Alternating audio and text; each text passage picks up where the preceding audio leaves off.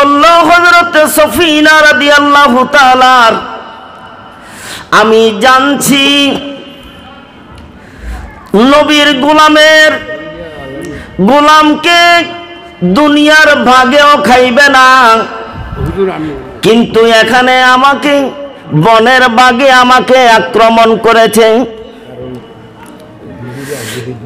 এই কথা মনে পড়ার সাথে সাথে হযরত সফিনা রাদিয়াল্লাহু তাআলা বাঘকে উদ্দেশ্য করে বলল, ও বনের বাঘ, আমাকে খাইও না, আমাকে চিনচুনি, আমি হইলাম রাহমাতাল লিল আলামিন নবী মুহাম্মদুর রাসূলুল্লাহ সাল্লাল্লাহু আলাইহি ওয়াসাল্লামের গোলাম। সুবহানাল্লাহ।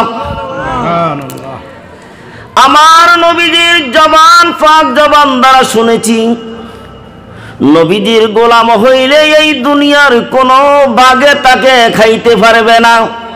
সুবহানাল্লাহ।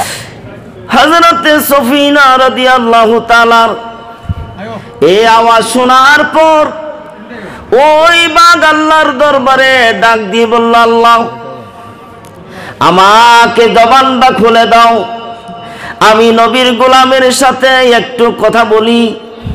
আল্লাহর হুকুমে বাঘের জবান খুলে গেল। সুবহানাল্লাহ। আর বাঘ হযরত নবী সফিনা রাদিয়াল্লাহু তাআলার দরবারে আরজ করলো, হে নবীর গোলাম, আমি বেয়াদবি করেছি, তোমাকে চিনতে পারি নাই।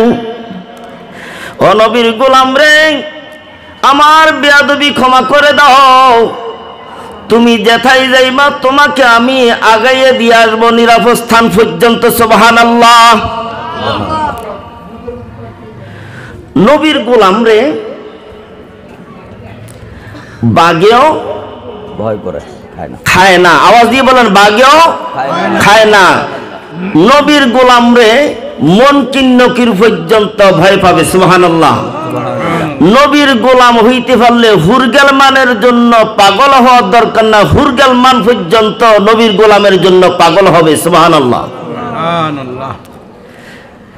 আজকে যারা, একটা কথা শেষ করি, আমার ইশারা করছে, আজকে যারা মাহফিল করতেছে, আমি সহ, মাওলানা আবুল খায়ের সাহেব সহ, আমরা কি ওয়াহাবি মাদ্রাসায় লেখাপড়া করি?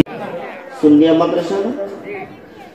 মোবারক হোসেন জালালি সাহেব কি সুন্নিয়া মাদ্রাসায় পড়ছে না ওয়াহাবি মাদ্রাসায় পড়ছে?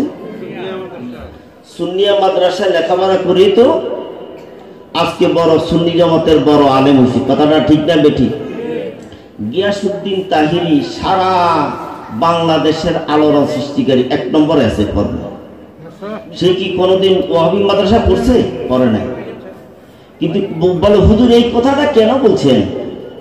দুর্ভাগ্য আমাদের অনেক সুন্নি ভাইয়েরা, সুন্নি বাবারা নিজের আদরের সন্তান, আদরের নাতিপুতিকারে ভালো লেখাপড়া হয় বলে ওহাবি মাদ্রাসায় ভর্তি করাইয়া দেন।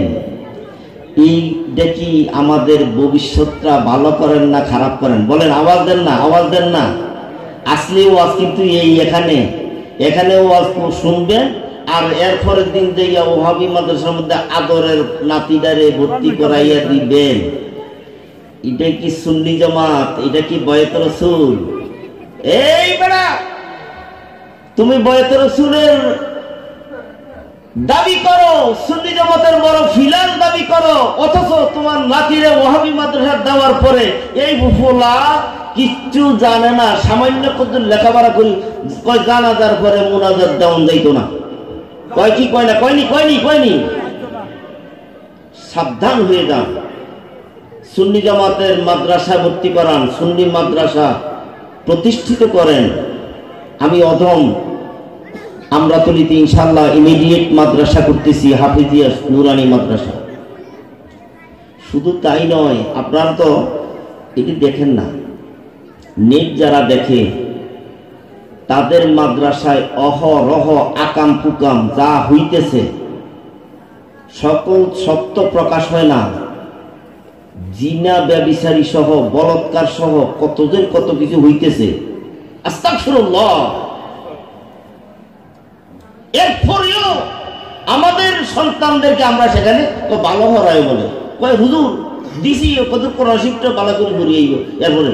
আরে আমরা কি স্যার আমরা চ্যালেঞ্জ করলাম আমাদের কোরআন শরীফের মধ্যে একটু ভুল ধরক তারা আসি, আমরা কি ওয়াহাবি মাদারিস পড়ছি?